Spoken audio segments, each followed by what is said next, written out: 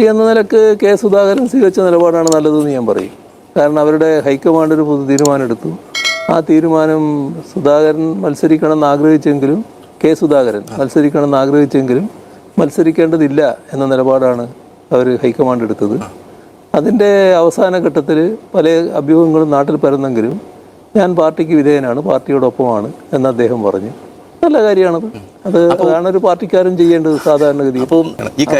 അത് നോക്കിയാൽ കാണേണ്ടത് ജി സുധാകരൻ എത്ര വലിയ ചെറ്റത്തരമാണ് കാണിച്ചത് എന്നാണ്. അതിന് വേറെ വാക്കില്ല എൻ്റെ നിഘണ്ടുവിൽ. അല്ല, എന്താണ് കാണിച്ചത്? വഞ്ചനയ്ക്ക് ഇതിൽ പരം വേറൊരു വിശേഷണമുണ്ടോ?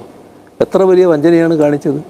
അദ്ദേഹത്തിൽ പാർട്ടി അർപ്പിച്ച വിശ്വാസം മുഴുവൻ കളഞ്ഞു കുളിച്ച് മറ്റൊരു ഗൂഢാലോചനയിൽ ഏർപ്പെട്ട് ആ ഗൂഢാലോചനയുടെ ഭാഗമായി മറ്റേ ഭാഗത്തിൻ്റെ പിന്തുണയോടെ സ്ഥാനാർത്ഥിയായി മാറുന്നുവെന്ന് വന്നാൽ അത് എത്ര വലിയ പാതകമാണ്.